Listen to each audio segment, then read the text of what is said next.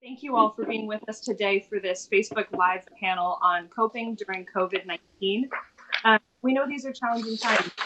About our daily lives looks different right now. So we want to spend the next hour talking about how we manage and cope with the changes that COVID-19 is bringing. So just a note that we are not discussing COVID-19 from a medical perspective here. If you're looking for that information, please visit the COVID-19 advisory page on seattlechildren's.org. I'm going to go through some of the logistics for today's event. As you can see, all of our panelists are remote to comply with social distancing and the stay-at-home orders. So we appreciate your grace and patience in advance with our tech format. We have an incredible team behind us and are hoping it's smooth sailing. So today we're going to talk about how we ourselves can cope and how we support our kids and families during this time. We're going to try to cover a number of topics in about 40 minutes and then save 20 minutes for Q&A. Our panelists do have some flexibility on time, so we may take questions a few minutes past 3 p.m. if there's a need. But this event will remain both on Seattle Children's Facebook page, and a recording of this panel will be available on our website in the coming days.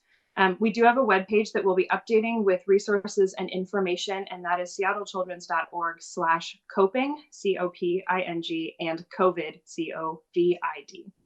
I'll start off the introductions and just have folks wave as I introduce them. My name is Kashi Arora, and I'm the moderator. I'm a mental and behavioral health project manager here on our community health and benefit team at Seattle Children's. With us today is Scott Hampton, the manager of Seattle Children's K-12 Educational Services. Tyler Sasser, who is the psychologist and director of behavioral treatment in the Pearl Clinic, which is an ADHD and behavior clinic here at Seattle Children's Outpatient Psychiatry. Kendra Reed is a clinical psychologist and the director of anxiety programs with Seattle Children's Outpatient Psychiatry. And then Jim Mancini is a speech and language pathologist and director of parent education and outreach with the Seattle Children's Autism Center. So panelists, thank you for being with us today to share your expertise. This is a stressful time for a lot of people, so we wanted to start by talking about what we're hearing from parents and families right now, and then we'll get into practical, concrete things that we and our families can do to cope. So what are some of the things we've heard from parents and families about what they're experiencing? Scott, we'd like to go to you first. Yeah, thanks, Kashi, and thanks everyone for tuning in. I think probably what I'm hearing the most is really a mixed bag of reactions. And what I hope that people know is that all of those reactions are expected. That all of what we're experiencing, we don't have a playbook for, so I hope people are knowing that those reactions are expected. I would say that, like, the two main concrete things I'm hearing from families and personally experiencing are, one, I'm feeling really worried, and two, I'm not sure I know how to do this. And by this, we're talking about like working from home or managing the stress of finances and housing and food insecurity that's made more complicated by the situation. We're talking about like suddenly having all of our routines disrupted, our typical childcare disrupted, and then feeling like, gosh, am I also supposed to become my child's kind of full-time teacher on top of all of this? I hope what we communicate today is really our team is hoping to say, hey, we see you, you're doing your best. And we believe that your families are strong and resilient. And hopefully we're going to offer you some insights, some tools, some recommendations on ways you might go about managing some of the complicated emotions we're all feeling, and how to set good expectations for you and your families.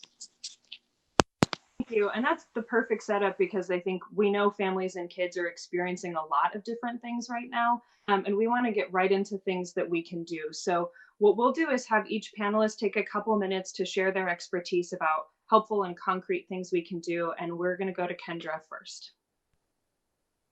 Thanks so much, Kashi. So the first thing that I would recommend for everybody is really just to start with validating your emotional experience in this hard time. Validating your own feelings as parents, validating your child's emotions. One of the things I talk about a lot is how anxiety is a totally normal and adaptive emotion that prepares you to respond to potential threats. And arguably, COVID-19 or the coronavirus fits the bill.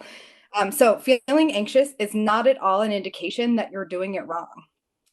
And we have some tips for you all so you don't feel like anxiety is running your life. So the first tip that I would have as the anxiety representative here is to be critical and selective consumers of information.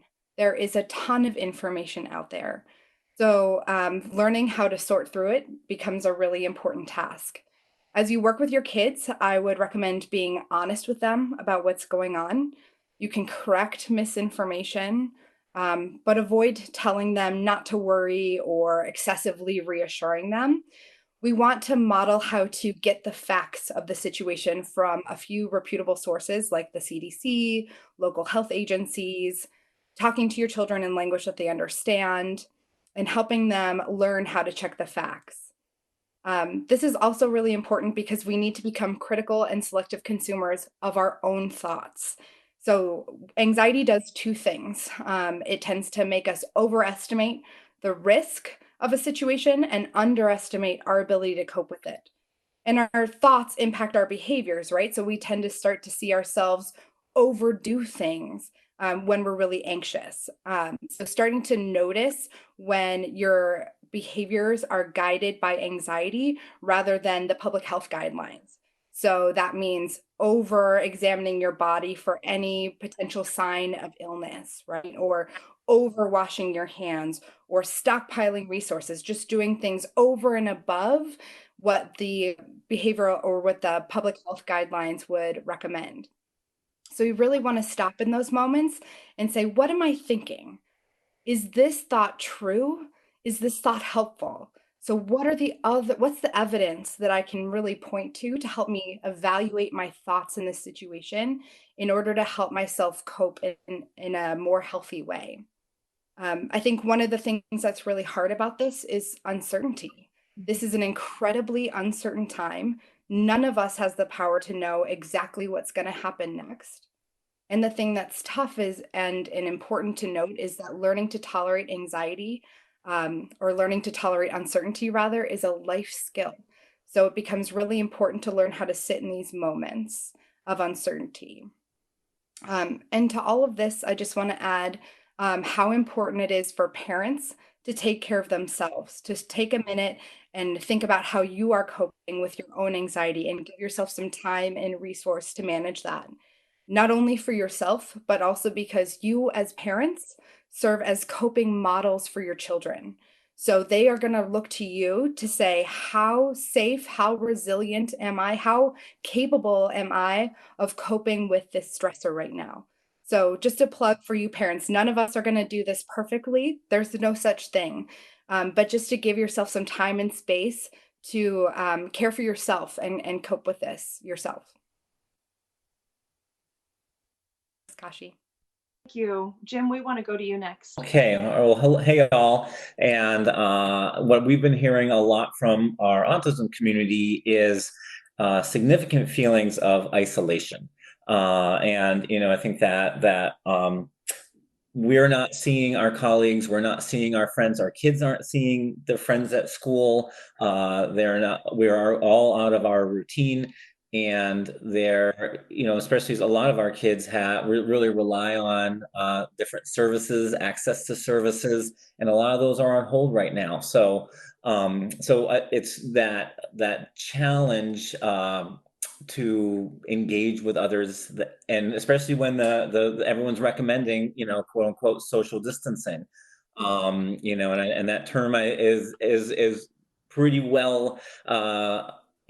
Set in our lexicon now, but I was happy to see the World Health Organization suggest that we start using physical distancing as opposed to social distancing.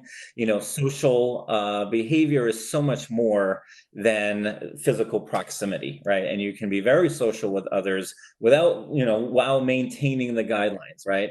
A lot of us are, there's been a lot of recommendations for getting outside, going out for walks, having a family walk is a great idea. And lots of times I've been noticing that, you meet somebody on the street and, their heads down and, oh, I shouldn't be social. But really what we want to do is say like, yeah, just stay on a different sides of the street, you guys. It's okay. And that sort of smile, the wave, the eye contact that you make when you see somebody else, whether you know them or not, that goes a long way. And I think that's really one of the things that our community can really bind together on. And I think that the last thing I'd like to kind of make point here is that there are we have family members, older family members, grandparents that are probably staying at home, and they're used to seeing their grandchildren. They're used to having these interactions, and that's real tough for everybody.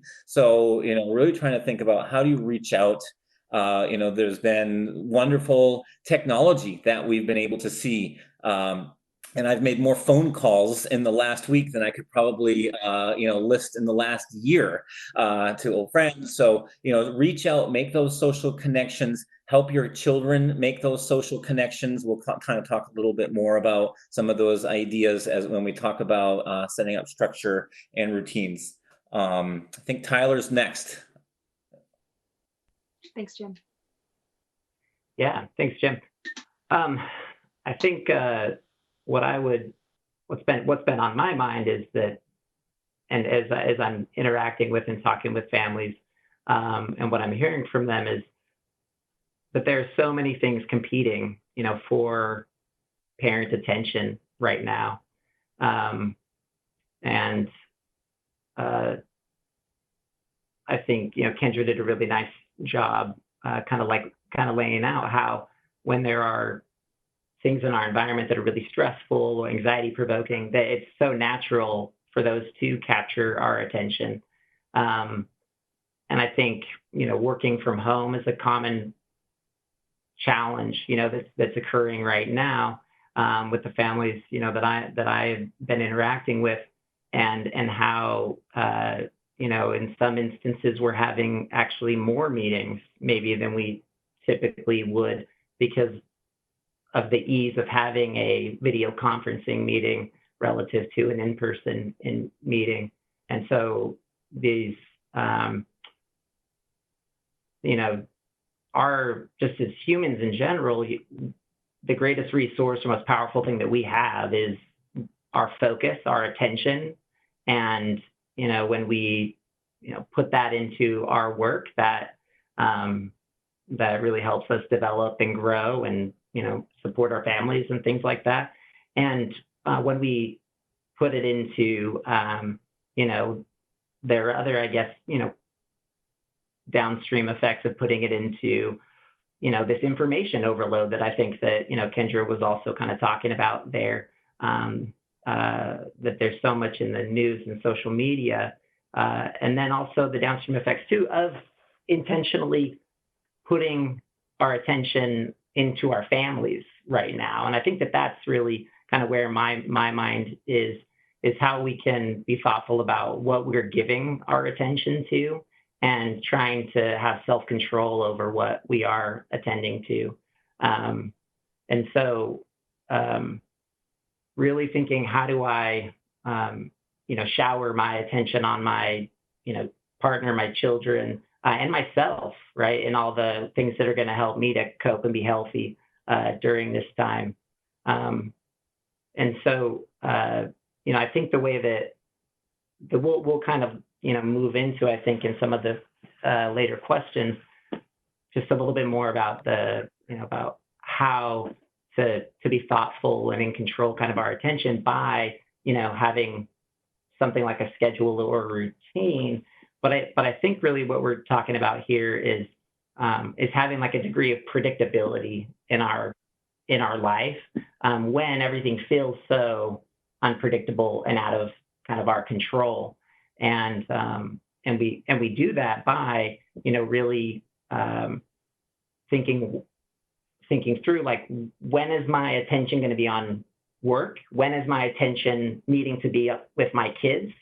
when is my, attention, when on myself, where am I putting my attention on myself at different times, and setting that up, and that helps, us on a personal level to be healthy, and also on a family level, I think, to be healthy, for our kids to know that even in this really stressful time, I am consistently getting my parents' attention, and I can count on getting positive attention and positive family interactions as well. And so I think that's, what's really been on my mind as I'm hearing about our attention just being divided and pulled in so many directions.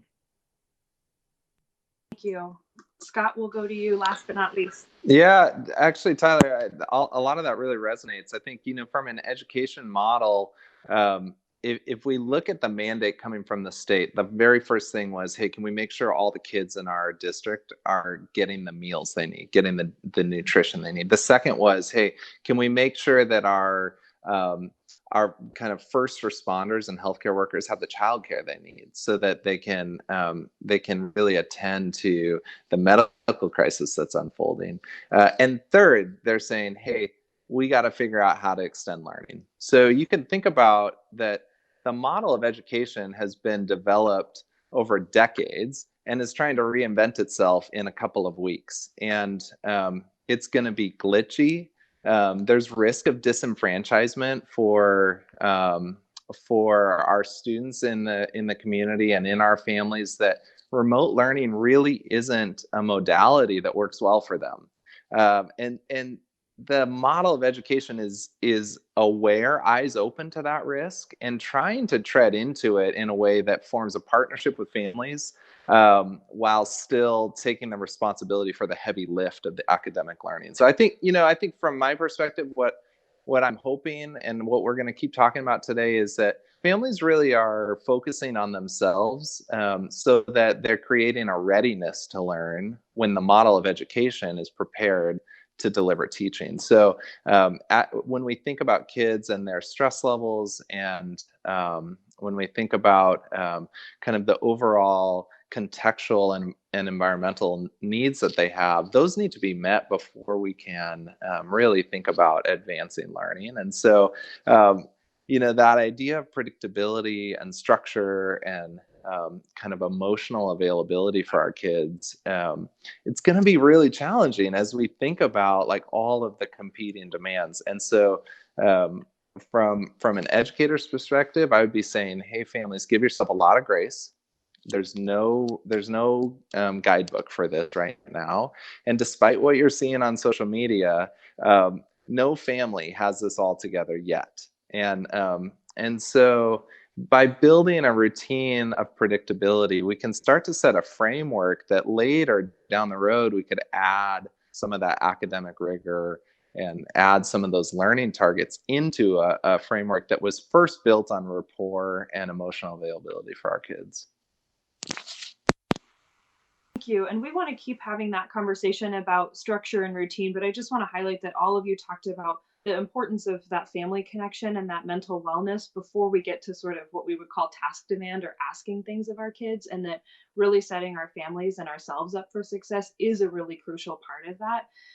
One of the things we hear from parents right now is a concern about how they're going to manage structure and routine. So we want to spend a little time talking about that. So Tyler, we'd like to go back to you first for a few minutes to talk about the importance of that and how we might do that in our homes. Yeah, I think I'll pick up right where I think Scott was kind of leaving off there with, alluding to the fact that the schools are just really, providing some degree of, especially if you're here in Washington, some degree of kind of guidance about, what we could kind of be doing at home. And then on top of that, I myself as a parent, I'm seeing articles online and I know that there's so much on kind of social media. And I think the difficulty, I think, is that what I'm hearing from families is that every family situation is different right now. That everybody is really kind of in a unique place. And so comparing, to others, or even looking at recommendations or the kind of guidance that schools are giving and being rigid to those expectations, I think is, I think, to borrow what a term Kendra used earlier, it's not helpful. It just isn't helpful at all. And I think it's a setup for disappointment, frustration, self-blaming, feeling guilty about things. And so, really important to be kind of coping with that. And instead of, giving you, any like rigid, do this for this many minutes and this for this many minutes, I think what I'd like to do is give maybe more some key principles to kind of be keeping in mind as you're thinking about structure and routines. And the first one, and I kind of laid this out already, predictability totally trumps rigidity. Predictability is really what we're striving for. And it's expected, for any family that your schedule is going to change day to day and even within a day. And so really, I think families will be most successful when at its core, parents have communicated the essentials about when and where, parents need to be to provide coverage during different activities. And also when they've really written that down, right? What the parents are needing to do and where they're needing to be at different times. And that also that our kids and ourselves, right, that we can count on like what my kindergarten daughter would call like bucket filling activities, right? The things that are meaningful to me as a person, but the things that are meaningful to my kindergartner, to my second grader, to my partner, right? We each have those things, and we'll be most successful when we can predictably count on those things happening in a given day. And so really, I think what I'd like to kind of have in mind is that planning, I think, as a family is going to be exceptionally helpful. And so this may or may not be something that we've done before, planning as a family. But I feel like, especially in times like these, having a family kind of planning meeting at the beginning of a day, it helps you to be able to adapt to the day-to-day changes and even the moment-to-moment types of changes. And again, I think it will help to foster for a family, and especially for children, a sense of predictability, that our families kind of coming together and there's safety and support in this space for me. And as somebody for whom planning does not come naturally, and who's worked at this personally, I can totally see, again, the value for myself on a personal level, but also thinking about us as a team, that this is something that is so helpful for my partner and also for my kids, and really helps things to go more smoothly. And as I mentioned, the bucket filling activities, I think one of the principles to keep in mind is really to prioritize those things. So like if you're having, work and childcare and education, right, and information overload right now, all of these things competing for our attention, honestly, I think one of the first things that goes is our own bucket filling activities, right? Those just get tossed off the schedule. And also our kids' bucket filling activities, or maybe what would be better described as like parent-child interactions, positive parent-child interactions.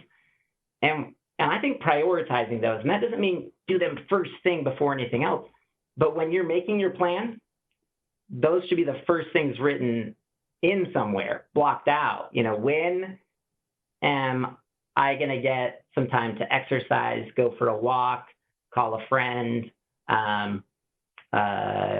or when is my son going to get his switch time, or when is my daughter going to get to put makeup on me, right? Like when is that stuff going to happen? And letting each of us know in the family, you can count on it. This is a predictable thing that's going to happen. Good things are going to happen today. Fun things are going to happen. And if we have to cut stuff, it's going to be the other things, right? It's going to be the other things that are lower on the priority list. So really, I think prioritizing that kind of as much as possible. And then the last thing that I would say is to sketch this out on paper, to post it publicly, right? And it doesn't have to be a masterpiece. It really does not have to be a masterpiece. I used to be someone who I got to make a table in a Word document, or it's got to be in an Excel sheet. If you make a masterpiece and you just got to recreate it tomorrow, it's honestly defeating. And so I just encourage families, just sketch it out. Just sketch it out on a piece of paper, one column for parents, second parent, third parent, grandparent, whatever, and then one column for the kids, for each of the kids, just to indicate what's the flow of each of their days, right? And how are we covering different things? So if I need to be in a meeting, right, who's covering the kids, or what are the kids doing at that time? Let's be thoughtful about it. So, and then be okay editing it. Pull it down and scratch something out, get a big marker, scratch out and say, oh, we didn't get to that one today, no big deal. And moving on from it. So really, as a parent, even as you're making it, saying, you know, I'm going to be flexible today, even though I'm not at all a flexible person. Say, I'm easygoing. You know me, I'm super easygoing. Just to like saying that out loud to people, just to be like, that's a coping thing for me. But it's also, I think Kendra made this great point, a modeling thing for our kids. We will be modeling a degree of flexibility for everyone around us as well. So really starting out with that attitude of, this is going to be a helpful guide, and we're going to adapt. Yeah. Kashi, if it's all right, I'll just jump in right on that, Tyler. I love that. I love, at our house, it's kind of back of the napkin scheduling, and we do that every day. And part of why we do that is because in a school classroom, part of what works really well is that it's just like you said, it's highly predictable and it's highly structured. And the structure is not just the schedule, it's the set of expectations that go with each piece of the schedule. And kids learn that over the course of a school year, right? So each year, a classroom teacher spends the beginning of their year teaching the schedule, teaching the expectations, and using that as a way to build in learning time. So they don't jump straight to, maybe at high school, but in our kind of younger grades, we don't jump straight to work. We first start with schedule building, expectation building. So families get to do that. Now, it's highly structured, highly predictable, and it changes every day or every week at a school. So what I mean by structure and predictability is that the kids they know their resource, they know where to find what to expect, they know where to find what the schedule is going to be. So if I change Monday to Tuesday, what our daily schedule is, or even within the day, and I make that adjustment with them so they have agency, and so they see it on what's posted, that allows them to lean into the new structure, the new expectation. I'm not stuck with what I said. And so there again, like the idea of a back of the napkin schedule, I think really helps and reinforces the truth of a school classroom, that things are structured and predictable, and yet they're subject to change, just like our families are, just like our day is. Yeah. Well, I just wanted to say too, what are the things across school days that are consistent by and large, right? So even if some of the academic things change, what's almost always there day to day? Exactly. And for many kids, that's if we think about like junior high and high school, it's when the bell rings to transition classes. We know that their lunch hour is going to be the same. We know that the start and end time of school doesn't change. And in elementary school, it goes even integrated into every hour, where most elementary school kids are going to have something that breaks up their academic time every hour. PE, library, music, recess, lunch, another recess, sometimes a third recess, right? We're doing these things. There's movement built in. What you all as a family, what I believe the institution of education is asking right now during this time, is that you as a family use those periods of time for reading, for writing, for building curiosity and wonder in your kids. use that as a way to fill out your schedule. I'm sure you're looking at your days just like I am, like, how am I going to fill my whole day every day? The institution of education is saying, hey, why don't you put a little bit of time, aim for 10 minutes, 30 minutes, whatever is going to work for your kids, and put those in, do them every day. If they pick the book every day and you know it's below their reading level, that's okay. If you really want them to write a full story and they end up just writing a letter to grandma, it's okay. These are okay. Just build the framework, because education is trying to catch up. They're trying to get there. And we saw it even this week. We saw a lot of new guidance coming from the state. And it's coming down to the district level, and districts are going to ramp up their efforts to support what's happening during those time blocks in your day. I saw a quote last night in an article from a professor at the UW. He said it's very much like trying to build an airplane at 30,000 feet in turbulence, right? So that's what education's going through. That's what your family is going through. And we want to say to you that one way to level out some of that turbulence is to set some family expectations, some family norms for this time, to kind of level the turbulence and start to build in. Now, there are specific frameworks. We could start talking about specific frameworks about amount of time per grade level.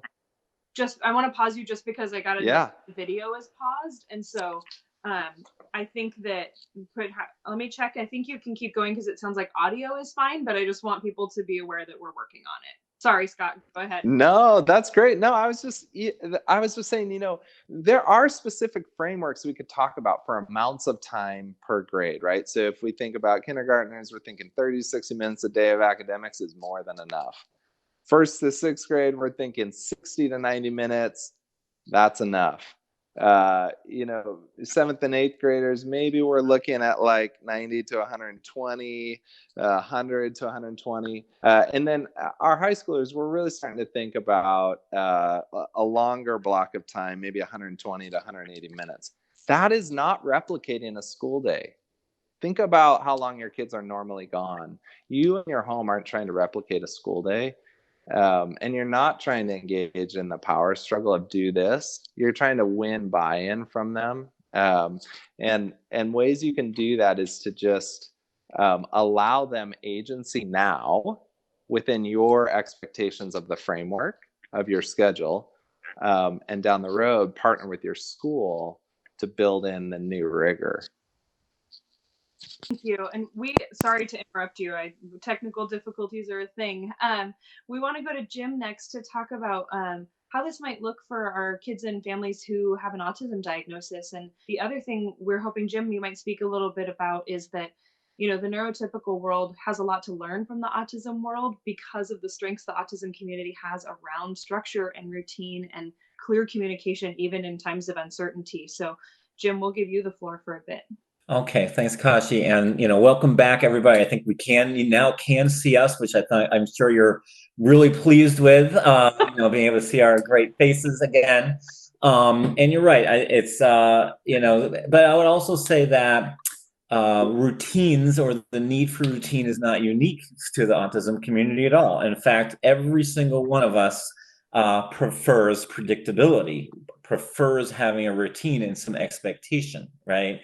Everybody has their work routine. Everyone goes to school. Even our free time, if you go to exercise classes, or you say, all right, I have my exercise routine, date nights, family dinners, family, dinners with friends, all of that is disrupted, right?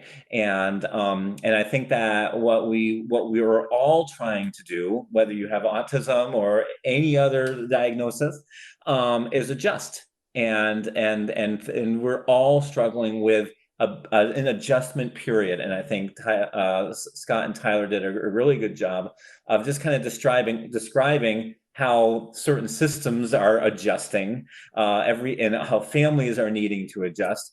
And a strategy that is often used when we are developing a treatment plan for a child with autism is to create routines. And I'm going to talk a couple of minutes about how do you create a routine. And both Tyler and Scott already kind of started talking about this.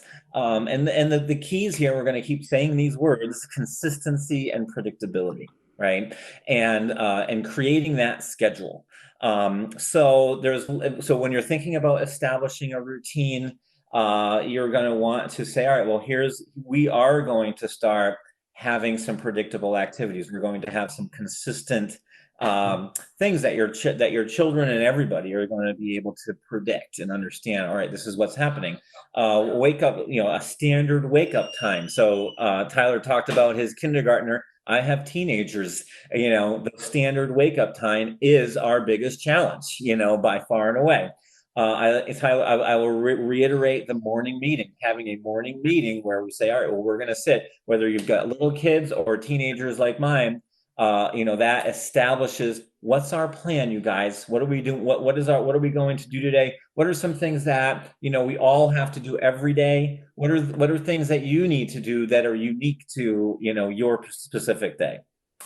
Other ideas that to kind of include in your routine would be chores, helping out, cooking dinner together. There's a big emphasis on exercise and being outside. Don't forget that self-care, right? For you, because that's really, we need that, as parents, we need to have those moments to say, all right, well, I need to care for myself so that I can be in a place to care for others and be healthy, right? And be able to present as we've got this, we're handling, what we need to handle. And really thinking about that fun family time. And Tyler really talked about that. Screen time, what would be appropriate? I know Tyler and Scott are going to talk a little bit later about screen time, and what might be kind of appropriate for that. Having specific schedules for the weekdays versus the weekends, right? Don't think that, all right, well, we're just 7 days of school, right? It's actually really a good idea to say, hey, it's the weekend, it's fun Friday night, just like always, right? So those are things that to keep that consistency, can keep that normalcy. A visual schedule, and I think that there's lots of different types of visual schedules. A little kind of plug for what might be coming, in the future is we're hoping to create some short videos for folks that they are going to be able to use, and Tyler, has a wonderful array of different examples of visual schedules. And this is not new to the autism community, right? We use words, we use pictures, we use lots of things to establish that predictability. I'll also say, and we want to repeat ourselves sometimes, do not feel like you need to create a homeschool, right? Everyone is doing the best that they can. You are doing the best that you can. And allowing yourself some space and some grace in this moment is going to be what we all need. Okay. And I want to kind of just finish here with another strategy that we use often for kids who have autism, and that is using social stories. And what a social story is, and it's okay to kind of Google social story if you guys are at home. You're going to get, if you go to the Google images, or if you're into Pinterest or something like that, you're going to get a million examples. And what a social story does is it provides a predictable way to describe, all right, well, here's our situation, here's what we're going to be doing, right? Having us a social story that kind of speaks to, all right, well, why can't we go back to school? Why can't we go and go visit grandma and grandpa, right? Those can be really, really helpful. Social stories often use pictures as well as very simple language, and they can be really effective at just establishing expectation, establishing routine. Okay. And the last thing I will say here is to stick to it, right? Be consistent. You can't establish a routine in one day, right?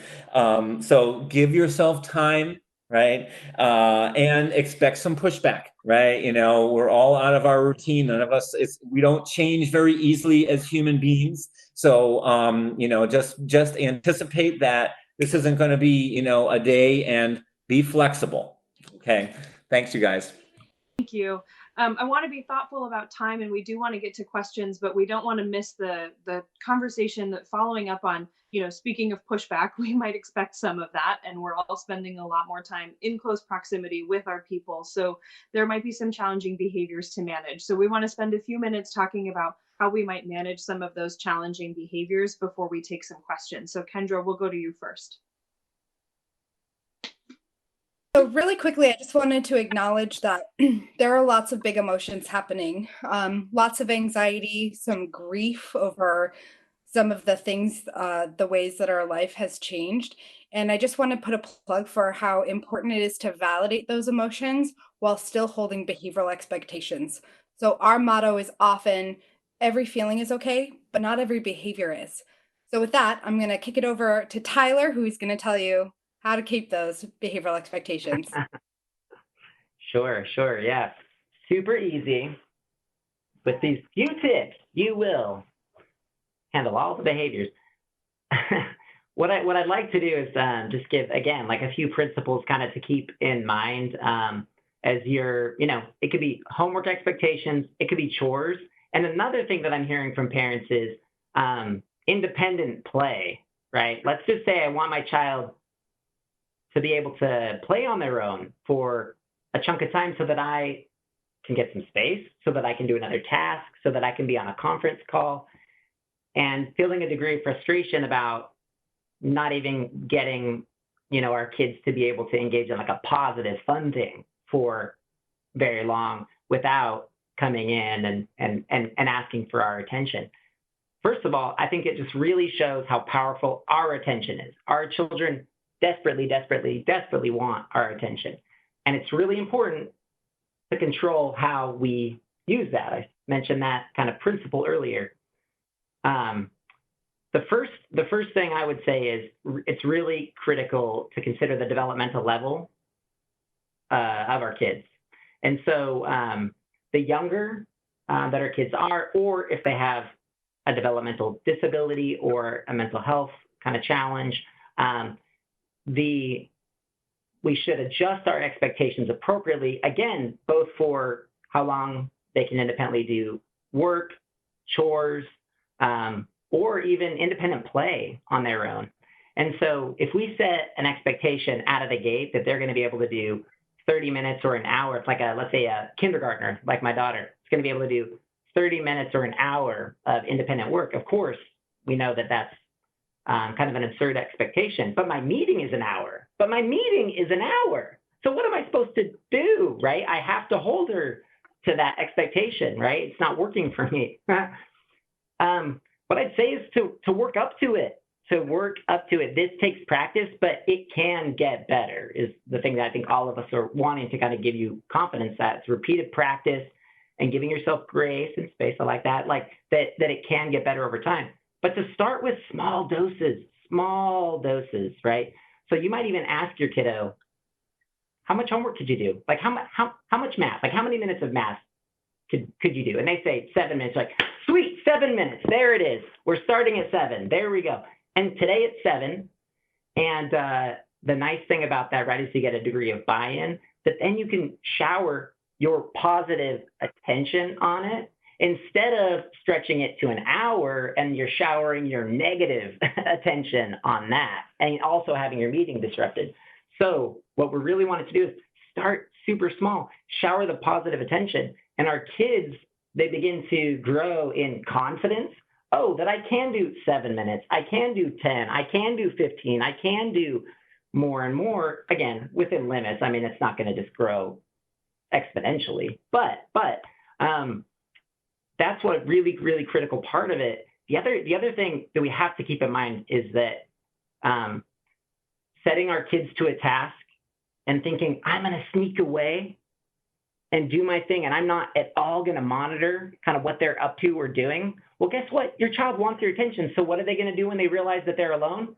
They're going to seek you out. They're going to come and find you where you're at and interrupt what you're doing. And so really thinking that we have to maintain a degree of presence and monitor the behavior, right? So if there are ways that we can set up these practices of a small dose of a task, stay nearby, shower it with positive attention, build that confidence. But then even if you have an hour-long meeting, let's say you've got a third grader, right? You might need to say, hey guys, I'm available for this meeting. I'm probably going to need to step out about every 15 minutes or so to check on my kiddo and give them some positive attention so that they'll kind of keep going on this task. So I can tell them, I can step out and say, you're doing it. You're concentrating. Good job. Good work. And then sprint back to your meeting, reset that timer, and then get back in there. So really, this is about setting realistic expectations for what our kids can do developmentally, and how to structure, kind of stepwise improvement kind of over time. The last thing I'll say is just that expect resistance to homework, to chores, and to independent play. I resisted homework. I've said this to my colleagues all through school. I never wanted to do homework ever. I've never wanted to do homework ever. And that's not the worst thing in the world. I think we could probably relate to it. And so really trying to understand our kids' perspective on that thing, give them grace and space, and still hold the expectation. So when they are arguing, complaining, resisting, avoid showering your attention on that thing. Control and do what we would call like planned ignoring, and put your attention somewhere else just for the moment. And the second that they're bouncing back or recovering or getting started on their work, pounce and praise them for, oh, now you're bouncing back. You're getting started on this thing. It's not an easy thing. It's hard for all of us to control our emotions, especially when we're cooped up and feeling like on edge with all these stressors, but it is possible and it's worth doing, is what I would say. It's very worth doing and putting lots of effort into. Thank you. This is clearly stuff that our panel feels really passionately about, and there's been a ton of overlap even as we were prepping for this conversation, and lots of people here wanting to emphasize the same things. And we could talk for a 3-hour panel, but we didn't promise you a 3-hour panel. So we're going to try to do one more topic and then take some questions. And that topic is screen time. In the context of both structure and routine, and then managing challenging behaviors, I think a lot of families might be struggling or worried about how we should manage screen time right now. So Tyler, do you want to talk just for a minute or two about screens, and then we'll talk to Scott about educational use of screens and take some questions? A minute or two. Here I go. I'm gonna try to be concise for once. Okay, I would say that the important kind of principle I want to throw out there, right, is that there is like what we would call like contingent screen time, which is where our kids have to earn it. And by and large, I'm a believer in that, right? Like, do your homework first, then you get your screens activities across all ages. That said, these are different times, and is one of, I think, the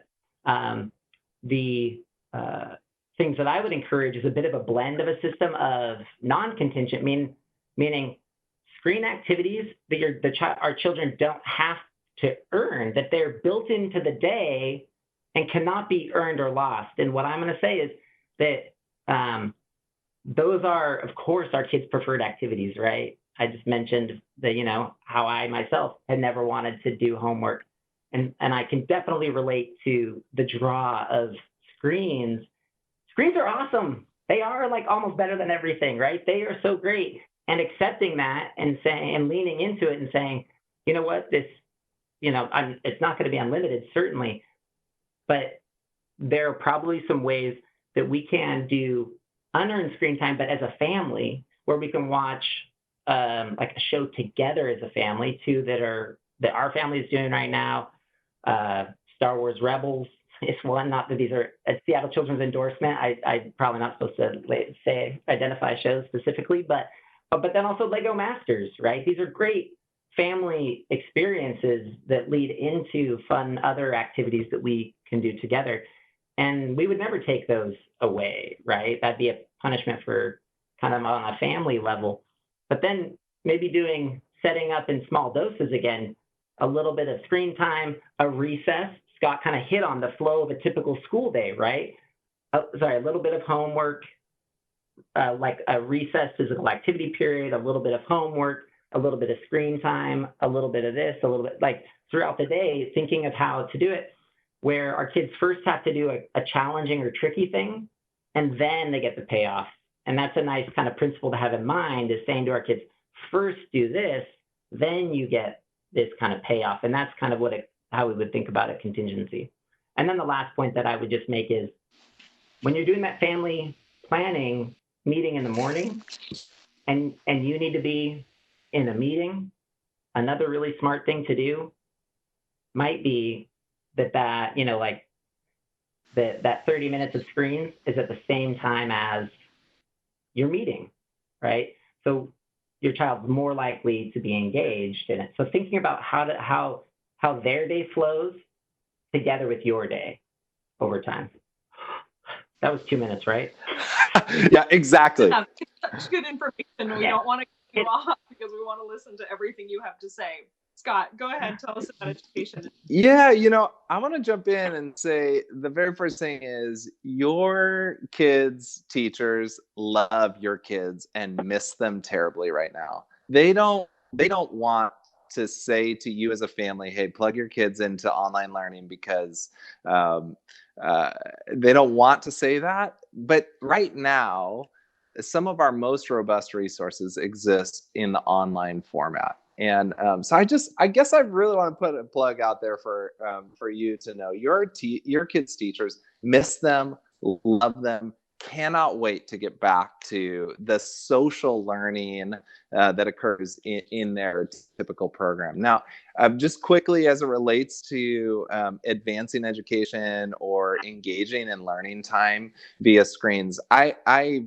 completely agree with Tyler. And if you go to the Seattle Children's School Services website, you're going to find some examples of templates by kind of grade band for schedules that you could take a look at. And what those schedules do is they're a little bit plug and play. So you'll see there's some time blocks for learning offline and some time blocks for learning online. And coupled with that are actually some suggestions of sites you might go to, as well as projects that you might turn to when you're offline. And I would just encourage you that you all have family values around how much screen time is appropriate. Those values might be tested a little bit right now, because like I said, we're really trying to reinvent how to do this. Online learning has always, or for a while now, has been a part of the educational options, the buffet of choices that might fit your child. It was never intended to be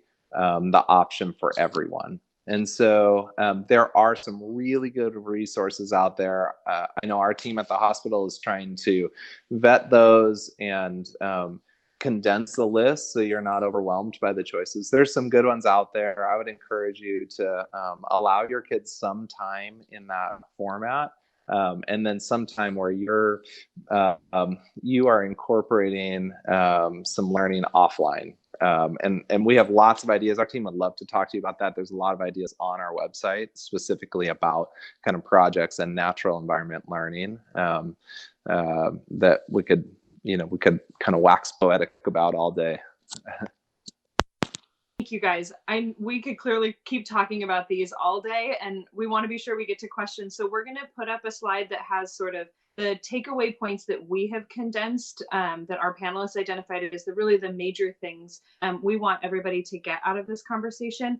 I want to pose one question, and then I'll do a little bit of some wrap-up logistics. And like I said at the top of this, we have time in our flexibility to take a couple questions after 3 p.m. if you have time to stay with us. So this question came in from Amy, and I think I'm going to put it to Kendra first. The question is about herself and her son, who's a teenager and has had a number of surgeries at Seattle Children's over the last few years, actually more than a decade, and advice. She's looking for advice on combating fear of this virus.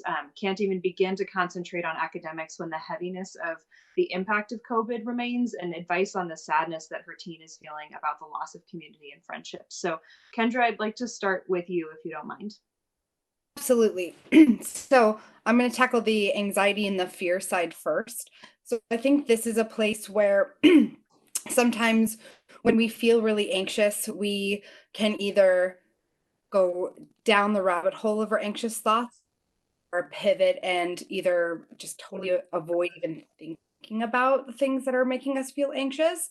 And here's where it's important to strike a balance of figuring out what we're doing, whether what we're thinking about in the situations, and starting to challenge or critically evaluate our thoughts in those situations. So who is that?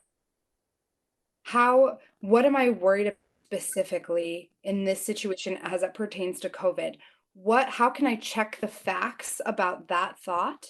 So in order to come up with a thought that is more kind of rational or more helpful for the situation, or something that I would call just generally as a coping thought that helps me cope with the situation, in that it makes it so that I can stay in the situation, I can work on my schoolwork without letting anxiety rule my life and totally take over.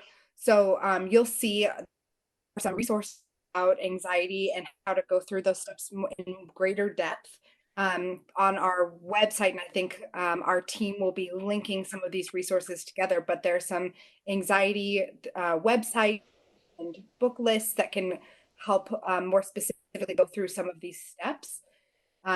So Anxiety Canada is a great website and resource. And I think just to touch on the other piece about the grief over these large scale changes and how we live our lives, I think part of it is what my other panelists have started to talk about, despite our physical distance, create social connection, create routine back in the things that we love, and we might have to problem solve some of those things. We were just talking before as a panel of like, what have we tried to do remotely? What games have we tried to play? So I played Yahtzee remotely with some friends. What else could you do? How could you connect remotely to peers or groups of people? We are all pretty captive audiences these days, so we can try to make use of that in problem solving, how we can reestablish connection as much as we physically can in this moment. Thank you. Scott, did you want to add something to that? Yeah, Amy and everyone else, I want to say, just from the perspective of education, it's okay to wait on the academics. You have great intuition. You are the expert on your kids and your family, and it really is okay to take a beat on education and let some of that settle. What the decisions are for academics, let some of those settle, and really focus in on the needs that you're seeing in your child. So I just want to say, from an educator's perspective, we fully support you taking a break and setting yourself free from maybe the social guilt or social pressure you're seeing from the families around you that maybe have already built pretty robust learning situations at home. That's okay. That's what's for their family. And it sounds like for yours right now, focusing on the kind of the needs of your child outside of academics sounds like a great approach. Thank you. I'm keeping an eye on the time, and I want to just do some wrap-up logistics, and then we'll keep taking a question or two a couple minutes after 3. But if you need to be done at 3, I want to thank you for joining us today. This event will stay live on Seattle Children's Facebook page and can be watched later. Also, a recording of this video will be posted on seattlechildrens.org/coping and COVID. And that's where some more resources and information are about supporting mental wellness and family life during this time. We are looking into hosting another one of these Facebook Live events. As you can tell, we all had a lot we wanted to say and get across, and 40 minutes was just not enough time. So let us know if you'd be interested in joining us for another one of these. And while we have the time, I want to say thank you to our panelists for doing this, to our marketing and communications colleagues and our AV team for all of their time and expertise and support. We'll go back to taking a couple questions, and if you can stay with us, that'd be great. There's a question from Amber that I think I'd like to put to Scott, if you can talk about, can you talk about siblings and how to encourage them to get along, which is maybe a longer conversation, but how to blend some of those home learning activities across different grade levels, like thinking elementary and middle school. Yeah, for sure. Amber, it's a great question. It really is one of the better educational models, actually, too, to have kind of multi-level, and by that I mean not just age level, but also learning level, interacting with one another. You know, where it's possible, and I realize, like, many of the things we've said today might sound overly unrealistic for families. Many families maybe are just trying to get through the day, and so I want to acknowledge that and say, just like Tyler said, do what you can. In terms of your kids working together in their learning, I think where you can add opportunities for the stronger reader or the older child to read to the younger child, or where you're having tech problems. If one of your kids is a little more tech savvy than another, allow that kiddo to be the problem solver rather than you. Where you can have them work independently on their math skills and then teach it to someone else. Now, it wouldn't really matter if they're teaching it to their older sibling who already knows it, or to their younger sibling who can't understand it. That part doesn't actually matter a whole lot. It's more the act of togetherness and getting to have the opportunity to be the expert. So if each of your kids has a moment where they feel like they're the expert in the content, showing it to someone else, it's going to give them a sense of agency that's really powerful. It not only does it promote some momentum for learning, it also is likely to promote them listening better when their sibling is having their expert time, because they're starting to understand the reciprocal interaction that occurs there. So I guess just where you can, trying to build in opportunities for them to be the peer mentor to each other versus you stepping in to be the teacher and problem solver. Thank you. We have a question from Jamie that I'd like to put to Tyler. Do you have suggestions for dealing with toddlers that are too young to understand, but know things are way different than their normal routine? And she said frustration and anger is setting in. I was going to see if I could clarify the frustration and anger on the part of the parent or the toddler in that routine, but I'll assume with the parent there. Yeah, I think that's a great question. Thinking about, again, developmental level, and what are kind of appropriate expectations, I think at the toddler level, I think we're really talking about, kiddos who need a considerable amount of scaffolding and support. And so, really that monitoring that I was, talking about before. And so it probably is feeling like, there isn't a lot of space, right? If you're walking away, going away, that there's, either something is disruptive is happening there in that, wherever you leave behind, or that they're following you and to wherever you go and kind of crowding you in that moment. And so I think, really the teaching of healthy routines, it starts very, I guess, early is what I really would say, those expectations. And even at like an earlier developmental level where we're really not to kind of complex language yet. I think that Jim's point earlier about things like social stories, where you're teaching about routines, I don't say rules, but like expectations are kind of like rules, but not in kind of a, like a scolding or frustrated moment, but really almost as a story, that involves a toddler or a stuffy of some kind is I would say like a pretty creative strategy that I've seen a lot of parents use to teach about expectations at kind of that young age of taking stuffies and almost like treating them as puppets and having them go, do the okay behavior that you want to see from your kids and the not okay behavior that you don't want to see, and kind of modeling what's going to happen in that instance, but doing this in a planful way ahead of time, right? So we're getting ahead of it and not just reacting out of frustration and where we're feeling kind of tired. And then the other is, like our kids learn to walk because they have motivation. They want to grow, they want to develop, they want to do new things. But another part of that is our excitement and enthusiasm as parents, when they take their kind of a toddling step and we're cheering them on and clapping for them and so enthusiastic.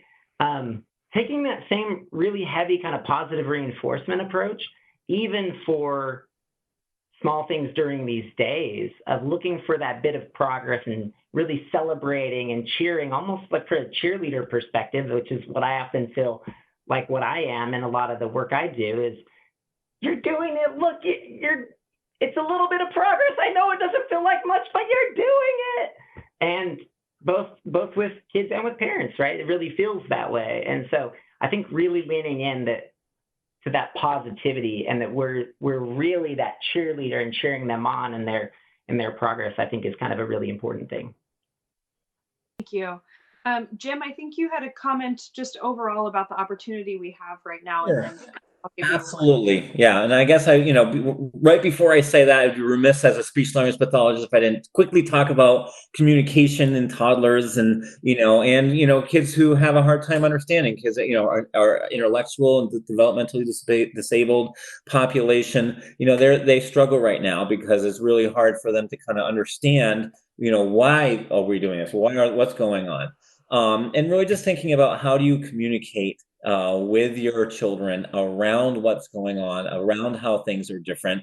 Thinking about where your child's developmental level is, like Tyler was suggesting, is a really great idea. And simplifying your language, making it really kind of clear, concise, using some of those social stories. We have an autism blog that we put out at the Autism Center. We just put out a blog last week about how to communicate to your children about COVID-19. So would be worth, I know we're going to put some lists of resources later.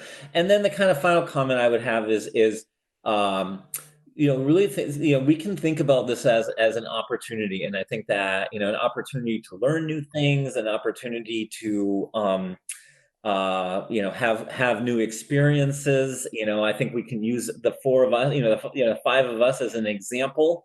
I've met Tyler and Kendra one time. I've never met Kashi or Scott, right? And look where we are. We were able to create this opportunity for us, for everybody to be able to work together and create something. And so we kind of we're all going to be a little different after that. We're all going to learn some new things, which is cool, right? So kind of looking at it that way, thinking about it that way, can be a good way to kind of just say, all right, well, I'm going to be forward thinking about what's coming next. Thank you. That hour flew by. I think we're going to do our wrap up now. A huge thank you to the panelists and to everybody still listening or viewing. We are hoping to do another one of these, so please let us know if you join. Key takeaway slide is coming up to remind you of the big points that we wanted to leave people with. I'm just going to mention again a couple of resources. The seattlechildrens.org/coping and COVID has resources for mental wellness and family life during COVID-19. That has a link to both the autism blog that Jim mentioned and the school services page that Scott mentioned. Scott was also letting us know that that website has an Ask a Teacher portion, the school services does. If you have questions specific to education, I think links to the blog post on the autism blog about how to talk to your kids about coronavirus and COVID-19 should be up there as well. Thank you for taking the time to be with us today. We hope you are healthy and well.